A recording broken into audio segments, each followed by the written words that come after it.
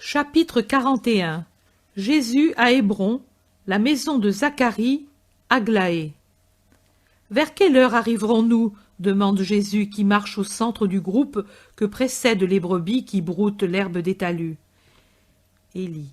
Vers 3 heures, il y a environ 10 000. Et puis nous allons à Kérioth, demande Judas. Oui, nous y allons.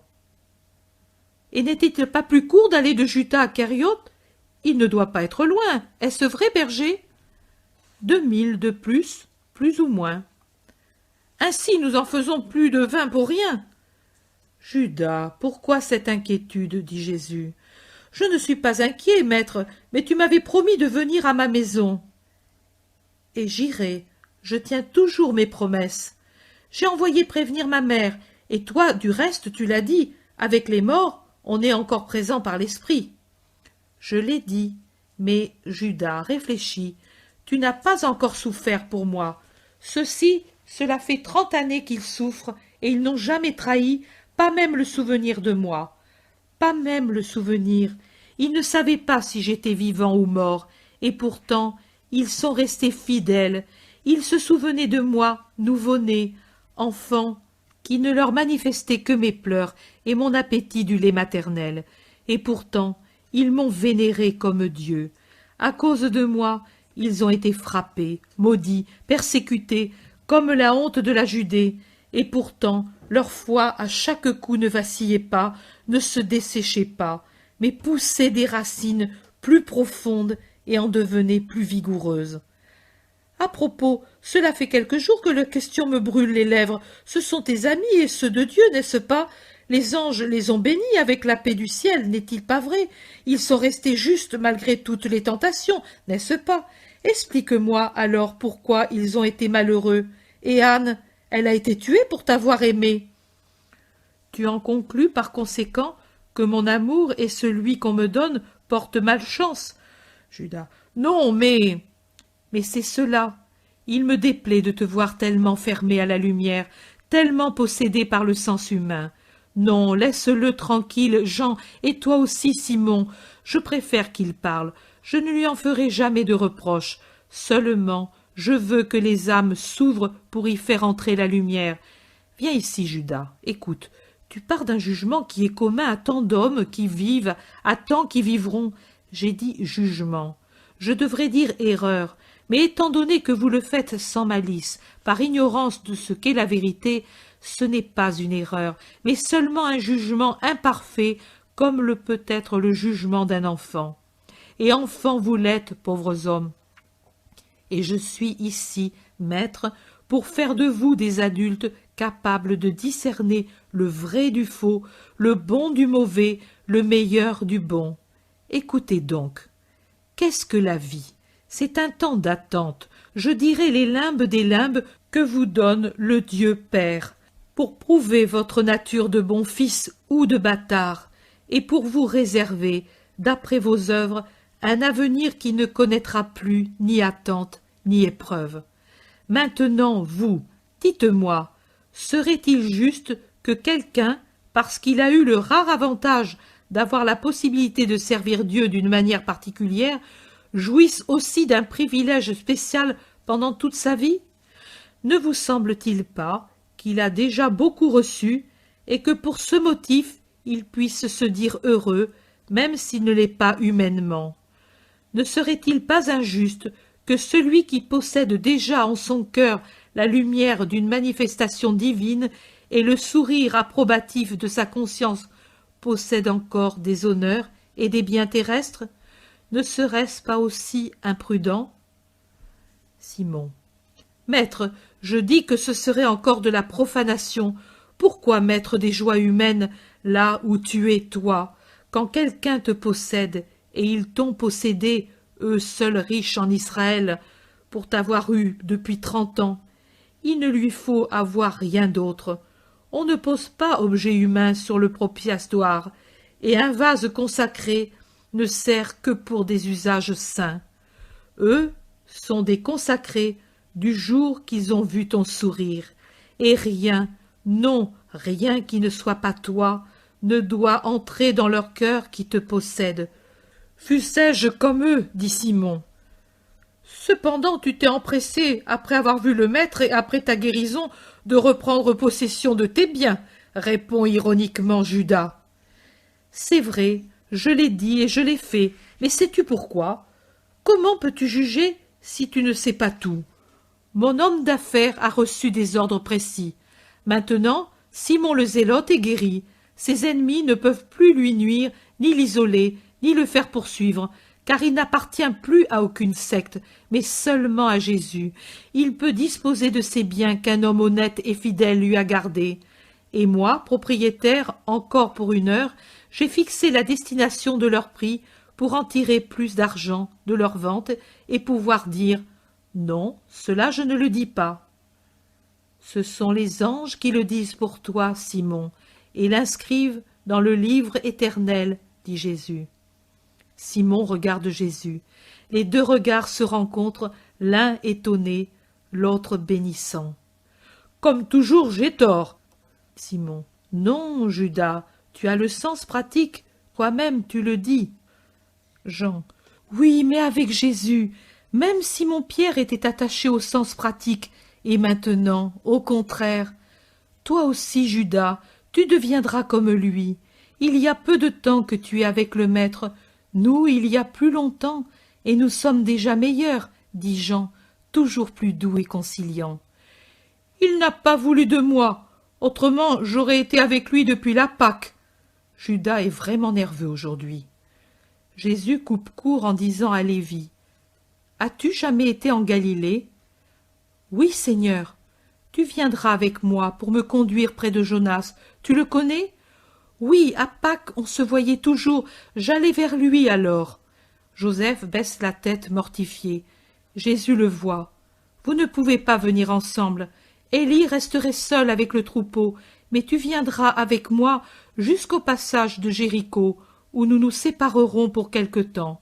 Je te dirai ensuite ce que tu dois faire. »« Nous, plus rien ?»« Vous aussi, Judas, vous aussi. »« On aperçoit des maisons, dit Jean, qui précède les autres de quelques pas. »« C'est Hébron, à cheval sur 2 rivières avec sa crête. Tu vois, maître, cette grande construction là-bas, un peu plus haute que les autres dans cette verdure, c'est la maison de Zacharie. » Jésus. Pressons le pas. Il parcourt rapidement les derniers mètres de route et entre dans le pays. Les sonnailles des troupeaux font un bruit de castagnettes quand ils avancent sur les pierres irrégulières du chemin, dont le pavage est très rudimentaire. Ils arrivent à la maison.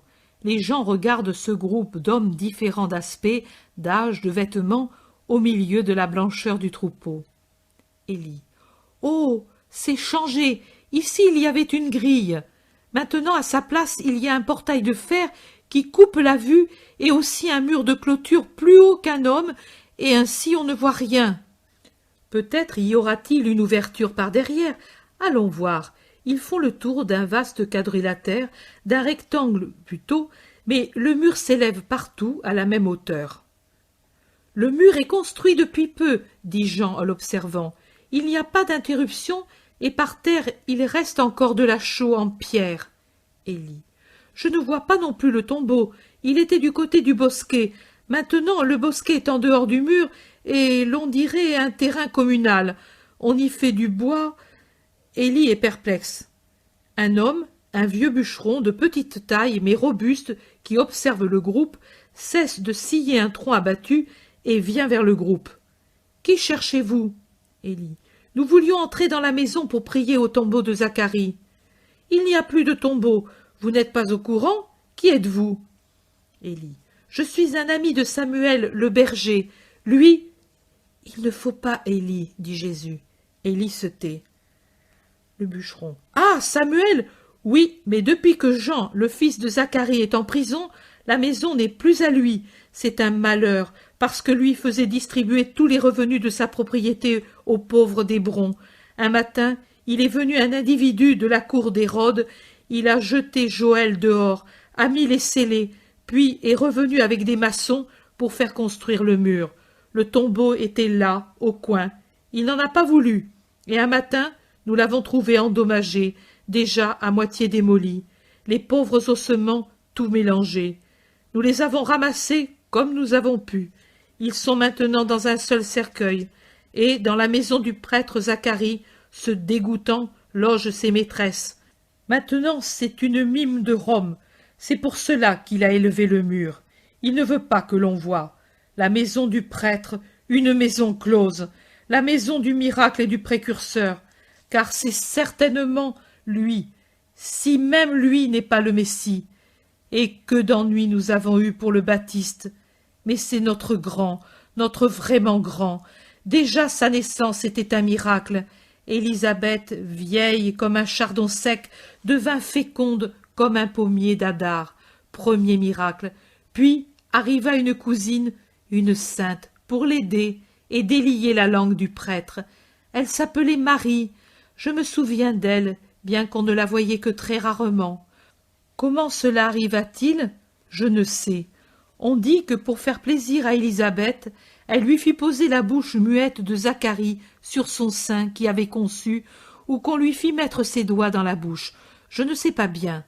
Ce qui est sûr, c'est qu'après 9 mois de silence, Zacharie parla en louant le Seigneur et en disant qu'il y avait le Messie. Je n'ai pas d'autres renseignements, mais ma femme assure, elle, qui y était ce jour, que Zacharie dit, en louant le Seigneur, que son fils serait allé en avant. Maintenant, moi je dis, ce n'est pas comme les gens croient. Jean est le Messie, et il va devant le Seigneur, comme Abraham allait devant Dieu. Voilà, n'ai-je pas raison? Jésus, tu as raison pour ce qui concerne l'esprit du Baptiste, qui marche toujours devant Dieu, mais tu n'as pas raison en ce qui concerne le Messie. Alors, celle dont on disait qu'elle était la mère du Fils de Dieu, au dire de Samuel, elle ne l'était pas réellement? Elle ne l'est pas encore? Elle l'était. Le Messie est né, précédé de celui qui au désert éleva la voix, comme l'a dit le prophète. Tu es le premier qui l'affirme. Jean, la dernière fois que Joël lui porta une peau de mouton, comme il le faisait tous les ans, à l'entrée de l'hiver, ne dit pas, quand on l'interrogea sur le Messie, « Il existe ». Quand lui le dira, Jean, « Homme, j'ai été disciple de Jean, et je lui ai entendu dire, « Voici l'agneau de Dieu », en le montrant du doigt. Non, non, l'agneau, c'est lui, véritable agneau qui s'est développé tout seul, sans l'aide de sa mère et de son père, pour ainsi dire. À peine fils de la loi, il s'est retiré dans les cavernes des montagnes en face du désert, et là, il a grandi, s'entretenant avec Dieu. Élisabeth et Zacharie sont morts, et lui n'est pas venu. Père et mère, pour lui, c'était Dieu. Il n'y a pas de saint plus grand que lui.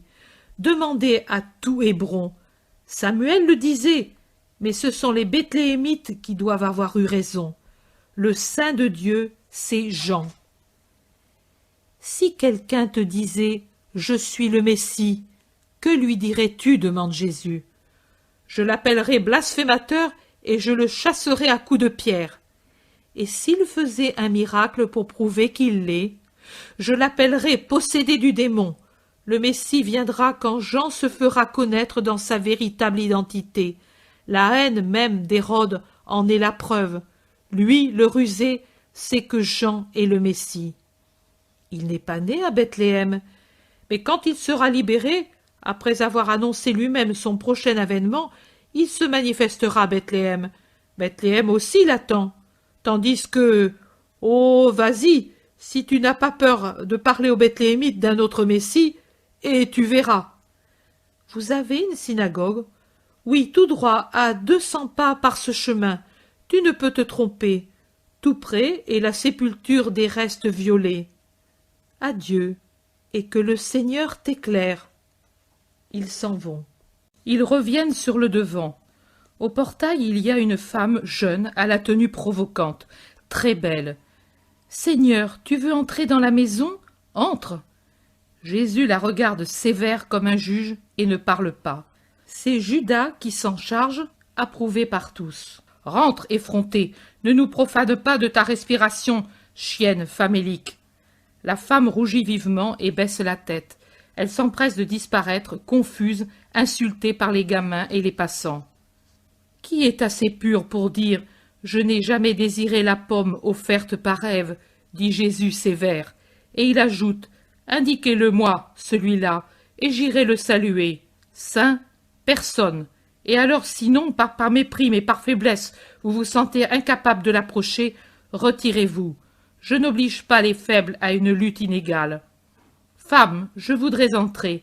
Cette maison appartenait à quelqu'un qui m'était parent, elle m'est chère.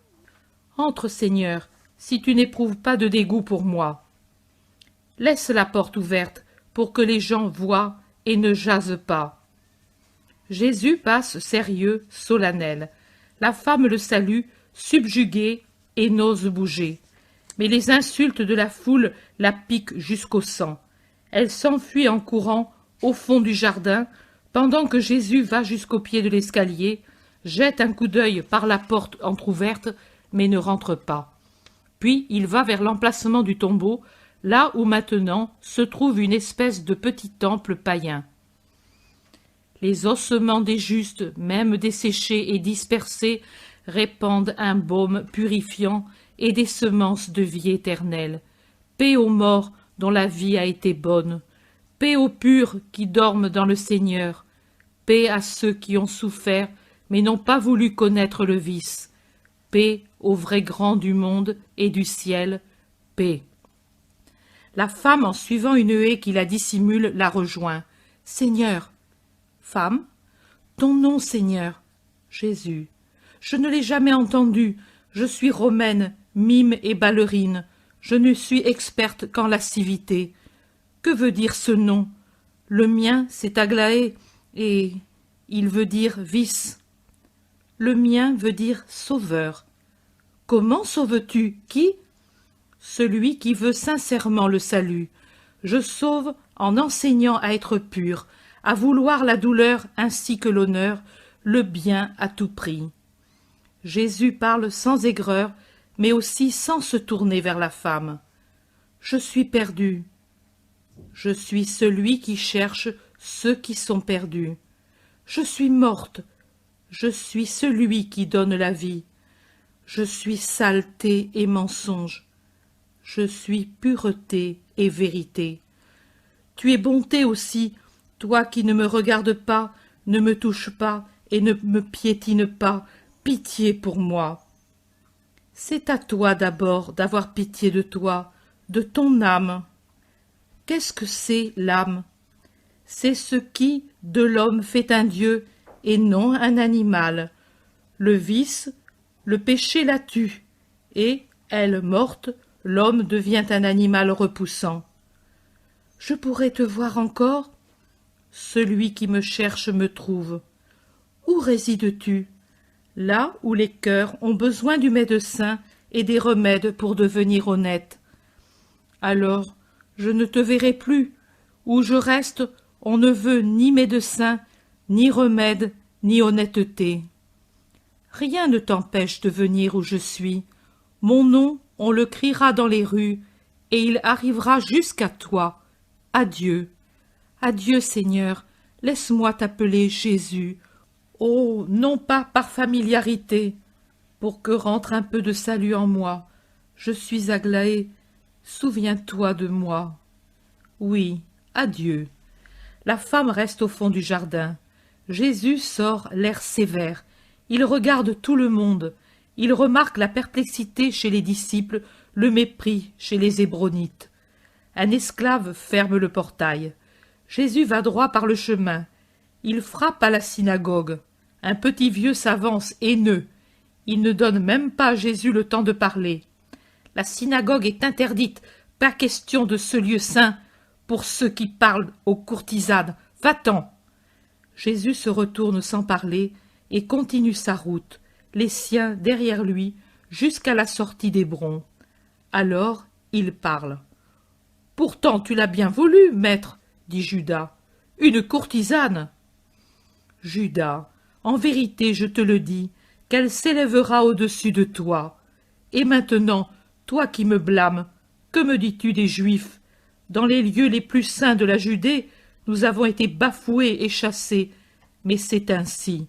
Le temps vient où Samarie et les gentils adoreront le vrai Dieu, et le peuple du Seigneur sera souillé de sang et d'un crime au regard duquel les fautes des courtisanes qui vendent leur chair et leur âme seront peu de chose. Je n'ai pu prier sur les ossements de mes cousins et du juste Samuel, mais n'importe. Reposez, ossements saints, réjouissez-vous, ô esprits qui les habitiez. La première résurrection est proche, puis viendra le jour où on vous montrera aux anges comme ceux des serviteurs du Seigneur. Jésus se tait et tout prend fin. Chapitre 42. Jésus à Kériote, mort du vieux Saul. J'ai l'impression que la partie la plus escarpée, c'est-à-dire le nœud le plus étroit des montagnes du Judée, se trouve entre Hébron et Juta. Mais je pourrais aussi me tromper, et qu'il s'agisse d'une vallée qui s'ouvre plus largement sur des horizons assez vastes, d'où se détachent des monts isolés, et non plus une chaîne. Peut-être est-ce une cunette entre deux chaînes, je ne sais. C'est la première fois que je la vois, et je n'y comprends pas grand-chose.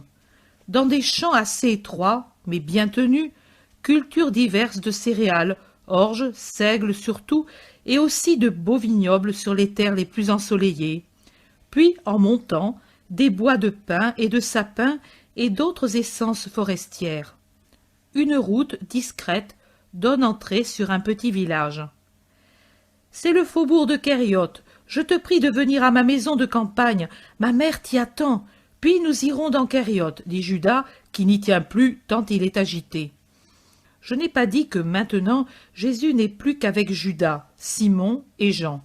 Les bergers n'y sont plus. Peut-être sont-ils restés dans les pâturages d'Hébron ou retournés vers Bethléem. Comme tu veux, Judas, mais nous pouvions aussi nous arrêter ici pour faire connaissance avec ta mère. Oh non, c'est une maison paysanne. Ma mère y vient au temps des récoltes, mais ensuite elle reste à Kériote. Et ne veux-tu pas que ma cité te voie? Ne veux-tu pas lui porter ta lumière? Bien sûr que je le veux, Judas, mais tu sais déjà que je ne regarde pas à l'humilité de l'endroit qui me donne l'hospitalité. Mais aujourd'hui tu es mon hôte, et Judas sait recevoir. Ils font encore quelques mètres au milieu de maisonnettes disséminées dans la campagne, et femmes et hommes s'avancent, appelés par les enfants. C'est évident que c'est de la curiosité provoquée. Judas doit avoir battu le rappel. « Voici ma pauvre maison, excuse sa pauvreté. » Mais la maison n'est pas une masure, c'est un cube à un seul étage, mais vaste et bien entretenu, au milieu d'un verger touffu et prospère. Une ruelle privée, très propre, va de la route à la maison. « Me permets-tu de passer devant, maître ?»« Vas-y. » Judas s'en va. Simon. « Maître, Judas a fait les choses en grand, » dit Simon. « Je m'en étais douté, mais maintenant j'en suis sûr. Tu dis, maître, et tu as bien raison, esprit, esprit, mais lui ne l'entend pas ainsi. Il ne te comprendra jamais. Ou bien tard, rectifie-t-il pour ne pas peiner Jésus. » Jésus soupire et se tait. Judas sort avec une femme sur la cinquantaine environ. Elle est plutôt grande, mais pas tant que son fils, à qui elle a donné ses yeux noirs et ses cheveux frisés. Mais ses yeux sont doux, plutôt tristes, tandis que ceux de Judas sont impérieux et fourbes. « Je te salue, roi d'Israël, dit-elle en se courbant comme une vraie sujette. Permets à ta servante de te recevoir. Paix à toi, femme, et que Dieu soit avec toi et avec ta créature. Oh oui, avec ma créature. C'est plutôt un soupir qu'une réponse. Lève-toi, mère, j'ai une mère moi aussi, et je ne puis permettre que tu me baises les pieds. Au nom de ma mère, je te donne un baiser, femme. C'est ta sœur en amour et dans la destinée douloureuse des mères de ceux qui sont marqués. « Que veux-tu dire, Messie ?» demande Judas un peu inquiet. Mais Jésus ne répond pas. Il est en train d'embrasser la femme qu'il a relevée et à laquelle il donne un baiser sur les joues. Puis, la tenant par la main, il va vers la maison.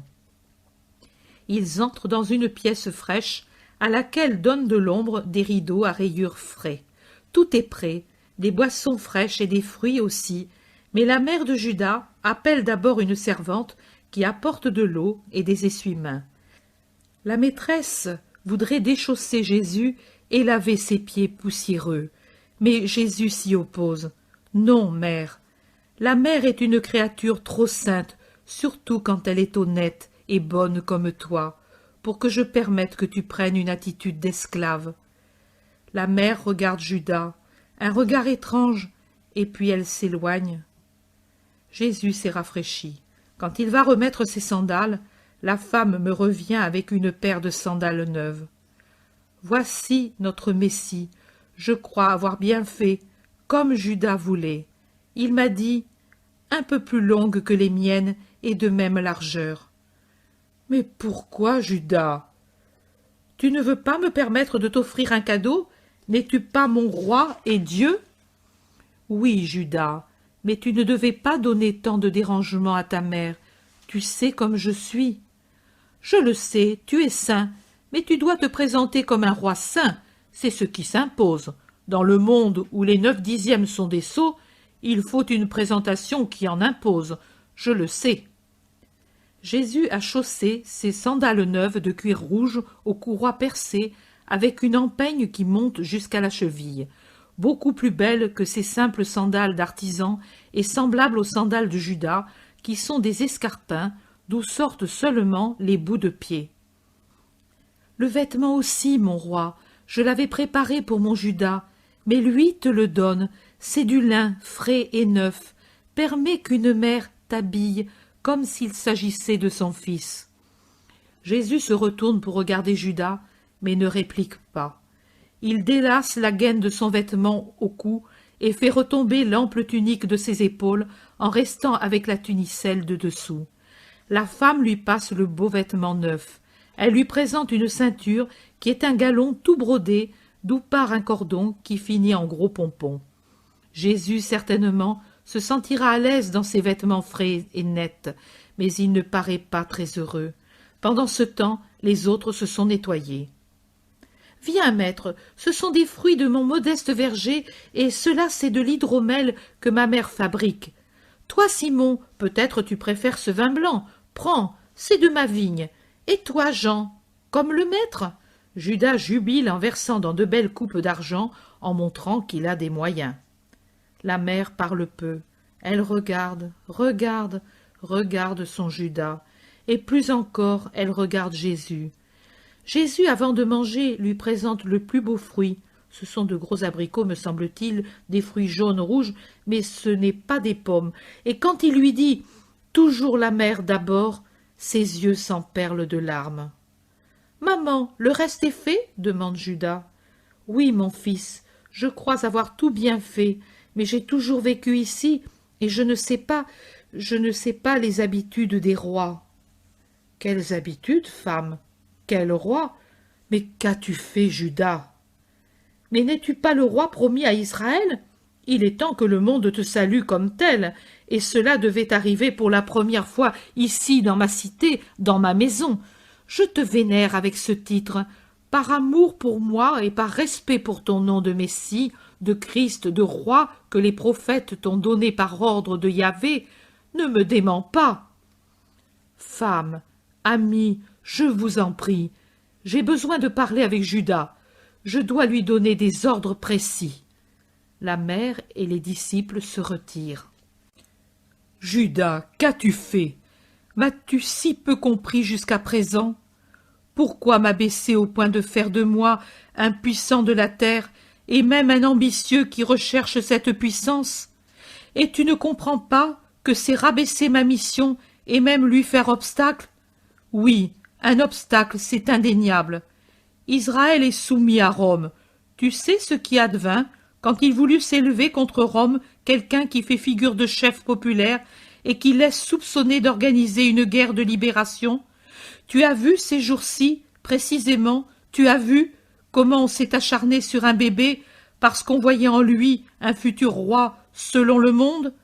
Et toi, ô Judas, qu'attends-tu d'une souveraineté charnelle pour moi? Qu'espères-tu? Je t'ai donné le temps de réfléchir et de décider. Je t'ai parlé bien clairement, dès la première fois. je t'ai même repoussé, parce que je savais, parce que je sais, oui, parce que je sais, je lis, je vois ce qu'il y a en toi. Pourquoi vouloir me suivre si tu ne veux pas être tel que je veux? Va-t'en, Judas, ne te nuis pas et ne me nuis pas. Va, cela vaut mieux pour toi. Tu n'es pas un ouvrier fait pour ce travail, c'est trop au-dessus de toi. En toi, c'est l'orgueil, la cupidité, avec ses 3 branches. C'est l'esprit de domination. Même ta mère doit te craindre, c'est la propension au mensonge. Non, ce n'est pas cela que doit être celui qui veut me suivre, Judas. Je ne te hais pas, je ne te maudis pas, je te dis seulement, et c'est avec la douleur de ne pouvoir changer quelqu'un que j'aime, je te dis seulement, va ton chemin, fais-toi une situation dans le monde, puisque c'est cela que tu veux, mais ne reste pas avec moi. Mon chemin, ma royauté, oh, quelles souffrances y seront! Sais-tu où je serai roi? Quand on proclamera ma royauté? Ce sera quand je serai élevé sur un bois infâme, quand j'aurai pour pourpre mon propre sang, pour couronne des épines entrelacées, pour enseigne un écriteau infâme, pour trompette, cymbales, orgue et cithare saluant celui qu'on a proclamé roi, les blasphèmes de tout un peuple, de mon peuple. Et sais-tu par le travail de qui tout cela? De quelqu'un qui ne m'aura pas compris, qui n'aura rien compris, cœur de bronze vide, où l'orgueil, la sensualité, l'avarice auront distillé leur poison, d'où sera né un entrelacement de serpents, qui seront pour moi une chaîne, et pour lui une malédiction. Les autres ne connaissent pas aussi clairement ma destinée, et je t'en prie, n'en parle pas. Que cela reste entre toi et moi. Du reste, c'est un reproche, et tu te tairas pour ne pas dire « J'ai été blâmé ». As-tu compris, Judas? Judas est violé, tant il est rouge. Il est debout devant Jésus, il est confus, tête basse. Puis, il se jette à genoux et pleure, la tête sur les genoux de Jésus. « Je t'aime, maître, ne me repousse pas. Oui, je suis un orgueilleux, je suis un sot, mais ne me renvoie pas. Non, maître, ce sera la dernière fois que je te manque. Tu as raison, je n'ai pas réfléchi. Mais même dans cette erreur, il y a de l'amour. Je voulais te faire tant d'honneur, et que les autres aussi te le donnent, parce que je t'aime. Tu l'as dit il y a 3 jours. Quand vous vous méprenez sans malice, par ignorance, ce n'est pas erreur, mais jugement imparfait, jugement d'enfant. Et moi, je suis ici pour vous faire devenir adulte. Voici, maître, je suis ici contre tes genoux. Tu m'as dit que tu serais pour moi un père, contre tes genoux, comme si tu étais mon père, et je te demande pardon. Je te demande de faire de moi un adulte saint. Ne me renvoie pas, Jésus, Jésus, Jésus, non, tout n'est pas mauvais en moi. Tu vois, pour toi j'ai tout quitté, et je suis venu. Tu es pour moi supérieur aux honneurs et aux avantages que j'obtenais en servant les autres. Toi, oui, tu es l'amour du pauvre, du malheureux Judas, qui voudrait ne te donner que de la joie et te donne au contraire de la douleur. Cela suffit, Judas. Une fois de plus, je te pardonne. Jésus paraît fatigué. Je te pardonne dans l'espoir que dans l'avenir tu me comprennes. Oui, maître, oui, et maintenant pourtant, maintenant, ne m'écrase pas sous le poids d'un démenti qui ferait de moi un objet de dérision. Tout Kériote sait que je venais avec le descendant de David, le roi d'Israël, et s'est préparé à te recevoir dans cette cité qui est la mienne. J'avais cru bien faire de te faire voir comme il le fait pour inspirer la crainte et l'obéissance, et de le faire voir à Jean, à Simon, et par eux aux autres qui t'aiment, mais te traitent d'égal à égal. Même ta mère serait humiliée d'être la mère d'un fils menteur et insensé, à cause d'elle, mon Seigneur, et je te jure que je... Ne me fais pas de serment, mais jure-toi à toi-même, si tu le peux, de ne plus pécher en ce sens, à cause de ta mère et des habitants. Je ne ferai pas l'affront de partir sans m'arrêter. Relève-toi. Que dis-tu aux autres? La vérité. Oh non! La vérité que je t'ai donnée, des ordres pour aujourd'hui. Il y a toujours manière de dire la vérité sans offenser la charité. Allons, appelle ta mère et les autres. Jésus est plutôt sévère.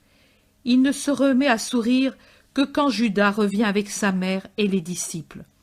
La femme scrute le visage de Jésus, mais elle y voit la bienveillance. Elle se rassure. J'ai l'impression que c'est une âme en peine. Voulons-nous aller à Kériote? Je suis reposée, je te remercie, mère, de toutes tes bontés.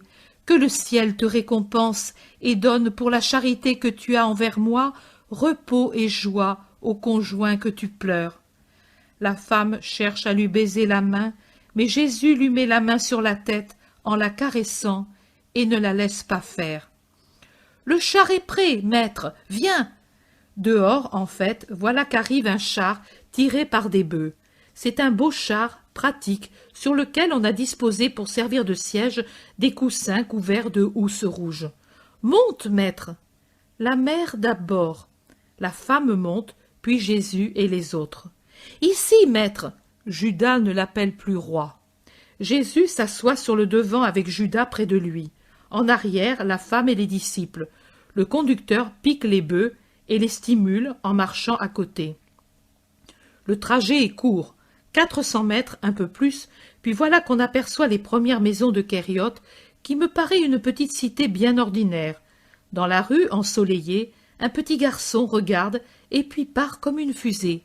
Quand le char arrive aux premières maisons, les notables et le peuple sont là pour l'accueillir avec des tentures et de la verdure, et de la verdure et des tentures tout le long des rues d'une maison à l'autre. Cris de joie et inclination profonde jusqu'à terre. Jésus désormais ne peut se dérober, du haut de son trône vacillant, il salue et bénit. Le char continue et puis tourne au-delà d'une place dans une autre rue. Il s'arrête devant une maison qui a le portail grand ouvert avec sur le seuil 2 ou 3 femmes. On s'arrête, on descend. « Ma maison est à toi, maître. » Paix à elle, Judas, paix et sainteté. Ils entrent. Au-delà du vestibule, il y a une salle spacieuse avec des divans bas et des meubles ornés de marqueterie. Avec Jésus et les autres entrent les notables du pays. Inclination, curiosité, ambiance de fête solennelle. Un vieillard imposant prononce un discours. « Grand événement pour le pays de Kériote de te posséder, ô Seigneur ! Grand événement, jour heureux, événement de te posséder, et événement pour voir qu'un de ses fils est pour toi un ami et un collaborateur. Béni celui-ci qui t'a connu avant tout autre, béni sois-tu 100 fois pour t'être manifesté, toi l'attendu des générations et des générations. Parle, Seigneur et Roi, nos cœurs attendent ta parole comme une terre desséchée par un été brûlant attend les premières douces pluies de septembre. Merci, qui que tu sois, merci, et merci à ces habitants qui ont incliné leur cœur vers le Verbe du Père, vers le Père dont je suis le Verbe, pour que vous sachiez que ce n'est pas au Fils de l'homme qui vous parle, mais qu'au Seigneur Très-Haut, grâce et honneur sont rendus pour ce temps de paix, où il a rétabli sa paternité brisée avec les fils des hommes. Louange au Seigneur véritable, au Dieu d'Abraham, qui a eu pitié et amour pour son peuple et lui a accordé le Rédempteur promis. Pas à Jésus, serviteur de l'éternelle volonté, mais à cette volonté d'amour, gloire et louange. Tu parles en saint. Je suis le chef de la synagogue. Ce n'est pas le sabbat, mais viens dans ma maison pour expliquer la loi, toi sur qui, mieux que l'huile qui consacre les rois, est l'onction de la sagesse. Je vais venir. Monseigneur peut-être est fatigué. Non, Judas, jamais fatigué de parler de Dieu et jamais désireux de décevoir les cœurs. Viens alors, insiste le chef de la synagogue, tout Kériote est là, dehors, qui t'attend. allons. Ils sortent. Jésus entre Judas et le chef, puis autour, les notables et la foule, la foule, la foule. Jésus passe et bénit. La synagogue donne sur la place. Ils entrent. Jésus va vers l'endroit d'où l'on enseigne. Il commence à parler, tout blanc dans son splendide vêtement, le visage inspiré, les bras étendus en son geste habituel. Peuple de Kériote, le Verbe de Dieu parle. Écoutez, il n'est que la parole de Dieu, celui qui vous parle. Sa souveraineté vient du Père et retournera au Père lorsqu'il aura évangélisé Israël. Que les cœurs s'ouvrent à la vérité, ainsi que les esprits, pour ne pas stagner dans l'erreur où naît la confusion. Isaïe a dit « Les vols faits à main armée et les vêtements tachés de sang seront la proie du feu. Voici qu'il nous est né un petit enfant, qu'on nous a donné un fils. Sur ses épaules repose le pouvoir. Voici son nom, l'admirable, le conseiller, Dieu, le fort, le Père du siècle à venir, le prince de la paix. Voilà mon nom. Laissons aux Césars et aux tétrarques leur proie. Pour moi je ferai un vol, mais pas un vol qui mérite d'être puni par le feu. Au contraire, j'arracherai au feu de Satan des proies pour les amener au royaume de paix dont je suis le prince, et au siècle futur, l'éternité dont je suis le Père. Dieu dit encore David, de la souche duquel je viens, comme il avait été prédit par ceux qui ont joui de la vision à cause de leur sainteté agréable à Dieu et choisi pour parler de Dieu, Dieu donc a choisi un seul, son Fils. Mais l'œuvre est grandiose, car il ne s'agit pas de préparer la maison d'un homme, mais une maison pour Dieu. C'est ainsi. Dieu, le roi des rois, a choisi un seul, son Fils, pour construire dans les cœurs sa maison, et il a déjà préparé les matériaux. Oh, que d'or de charité, et de cuivre, et d'argent, et de fer, et de bois rares, et de pierres précieuses. Tout cela est en réserve dans son Verbe, et lui emploie ces matériaux pour construire en vous la demeure de Dieu. Mais si l'homme n'aide pas le Seigneur, c'est inutilement que le Seigneur voudra construire sa maison. Alors, on répond par l'or, à l'argent par l'argent, au cuivre par le cuivre, au fer par le fer. Cela veut dire qu'il faut donner amour pour amour, continence pour servir la pureté, constance pour être fidèle, force pour tenir bon, et puis apporter aujourd'hui la pierre, demain le bois, aujourd'hui le sacrifice, demain le travail, et bâtir toujours le temple de Dieu en vous. Le Maître, le Messie, le Roi de l'Israël éternel, du peuple éternel de Dieu vous appelle, mais il veut que vous soyez purs pour cette œuvre. À bas l'orgueil, à Dieu les louanges, à bas les pensées humaines, c'est à Dieu qu'appartient le royaume. Avec humilité, dites avec moi, tout appartient, Père, à toi, tout ce qui est bon. Apprends-nous à te connaître et à te servir en vérité. Dites, qui suis-je? Et reconnaissez que vous ne serez quelque chose que lorsque vous serez des demeures purifiées où Dieu puisse descendre et se reposer. Tous pèlerins et étrangers sur cette terre, sachez vous unir et marcher vers le royaume promis. Le chemin, ce sont les commandements, accomplis non par crainte du châtiment, mais par amour pour toi, Père saint. L'arche, un cœur parfait, où se trouve la manne nourrissante de la sagesse et où fleurit le rameau d'une volonté pure. Et, pour que la maison soit éclairée, venez à la lumière du monde. C'est moi qui vous l'apporte. Je vous apporte la lumière, rien d'autre. Je ne possède pas de richesse, et je ne promets pas d'honneur terrestre, mais je possède toutes les richesses surnaturelles de mon Père. Et à ceux qui suivront Dieu dans l'amour et la charité, je promets l'honneur éternel du ciel. La paix soit avec vous. » Les gens qui ont écouté avec attention parlottent un peu inquiets. Jésus parle avec le chef de la synagogue, viennent s'unir au groupe d'autres personnes, peut-être les notables. « Maître, mais n'es-tu pas le roi d'Israël? On nous avait dit… » « Je le suis. Mais tu as dit… » « Que je ne possède ni ne promets les richesses du monde. Je ne peux dire que la vérité. C'est ainsi. Je sais vos pensées. Mais l'erreur vient d'une faute d'interprétation et du très grand respect que vous avez à l'égard du Très-Haut.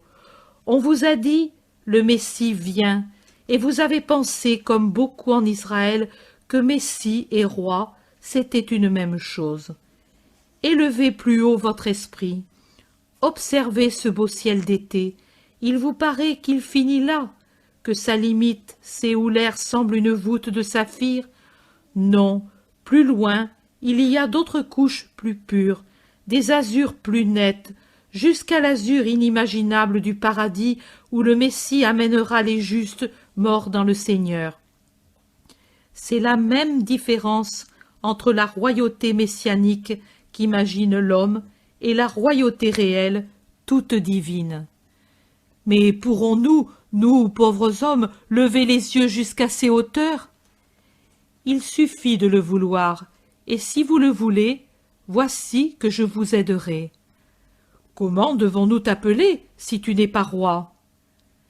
Maître, Jésus, comme vous voulez, je suis le Maître, et je suis Jésus le Sauveur. Un vieillard dit, « Écoute, Seigneur, il y a longtemps, très longtemps, au temps de l'édit, arriva jusqu'ici la nouvelle qu'était né le Sauveur à Bethléem. Et moi, j'y allai avec d'autres. Je vis un petit bébé, tout comme les autres, mais je l'adorai avec un sentiment de foi. Puis j'appris qu'il y en avait un autre, un saint du nom de Jean. Quel est le vrai Messie? Celui que tu as adoré. L'autre est son précurseur, grand saint aux yeux du Très-Haut, mais pas Messie. Alors c'était toi? C'était moi. Et qu'as-tu vu autour du nouveau-né que j'étais alors? Pauvreté et propreté, honnêteté et pureté. Un artisan aimable et sérieux qui s'appelait Joseph, artisan, mais de la race de David. Une jeune mère, blonde et gentille, qui s'appelait Marie. Auprès de sa grâce pâlissent les plus belles roses d'Engadie et paraissent les lys des parterres royaux. Et un bébé aux grands yeux célestes, aux cheveux d'or pâle. Je n'ai rien vu d'autre. Et j'entends encore la voix de la mère qui me dit, « Au nom de ma créature, je te dis que le Seigneur soit avec toi jusqu'à l'éternelle rencontre et que sa grâce vienne au-devant de toi sur ton chemin. J'ai 84 ans, je suis au bout de ma route, je n'espérais plus rencontrer la grâce de Dieu, mais au contraire, je t'ai trouvé, et maintenant je ne désire plus voir une autre lumière qui ne soit pas la tienne. Oui, je te vois sous ce vêtement de pitié qu'est la chair que tu as prise, je te vois. Écoutez la voix de celui qui, en mourant, voit la lumière de Dieu. » Les gens s'attroupent autour du vieillard inspiré qui est dans le groupe de Jésus et qui, sans plus s'appuyer sur sa canne, lève ses bras tremblants, avec sa tête toute blanche, sa longue barbe qui se partage en deux, une vraie tête de patriarche ou de prophète. Je le vois, celui-ci, l'élu, le suprême, le parfait, descendu vers nous par la force de son amour, remonter à la droite du Père, devenir un avec lui. Mais voilà, ce n'est pas une voix et une essence immatérielle comme Moïse vit le Très-Haut et comme la Genèse dit que le premier couple le connut lorsqu'il leur parlait dans la brise du soir. C'est comme une chair réelle que je le vois monter vers l'Éternel, chair étincelante, chair glorieuse. Ô éclat de la chair divine, ô beauté de l'homme-dieu, c'est le roi. Oui, c'est le roi, non pas d'Israël, du monde. Et devant lui s'inclinent toutes les royautés de la terre, et tous les sceptres et toutes les couronnes s'anéantissent dans l'éclat de son sceptre et de ses joyaux. Une couronne, il porte sur son front une couronne. Un sceptre, il a en sa main un sceptre. Sur la poitrine, il a le rational. Perles et rubis y éclatent avec une splendeur jamais vue. Des flammes en sortent comme d'une fournaise sublime. Au poignet, 2 rubis et une boucle de rubis à ses pieds saints. Lumière, lumière des rubis! Regardez, ô peuple, le roi éternel. Je te vois, je monte avec toi. Ah, Seigneur, notre Rédempteur! La lumière croît aux yeux de mon âme. Le roi est orné de son sang. La couronne, ce sont des épines ensanglantées. Le sceptre est une croix. Voici l'homme, le voilà, c'est toi, Seigneur, par ton immolation, aie pitié de ton serviteur. Jésus, à ta pitié, je remets mon esprit. Le vieillard tout droit, jusqu'alors redevenu jeune dans le feu de la prophétie, s'affaisse tout à coup et tomberait si Jésus ne le tenait tout de suite contre sa poitrine. « Saul, Saul meurt! Au secours! Accourez !» « Paix autour du juste qui meurt, dit Jésus, qui lentement s'est agenouillé pour pouvoir soutenir plus aisément le vieillard toujours plus pesant. On fait silence. Puis Jésus l'allonge complètement sur le sol. Il se redresse. Paix à son esprit. Il est mort en voyant la lumière. Dans l'attente qui sera brève, il verra déjà le visage de Dieu et sera heureux. Ce n'est pas la mort, c'est-à-dire la séparation d'avec la vie pour ceux qui mourront dans le Seigneur. Les gens, après quelque temps, s'éloignent en commentant la scène. Restent les notables, Jésus, les siens et le chef de la synagogue. « Il a prophétisé, Seigneur !» Ses yeux ont vu la vérité. Partons. Ils sortent. « Maître, Saul est mort investi par l'Esprit de Dieu. Nous qui l'avons touché, sommes-nous purs ou impurs ?» « Impurs. Et toi ? » Moi, comme les autres, je ne change pas la loi. La loi, c'est la loi, et un Israélite l'observe. Nous sommes impurs. Entre le 3e jour et le 7e, nous nous purifierons. Jusque-là, nous sommes impurs. Judas, je ne reviens pas chez ta mère. Je n'apporte pas l'impureté à sa maison. Fais-la prévenir par qui tu pourras. Paix à cette cité. Partons. Je ne vois plus rien.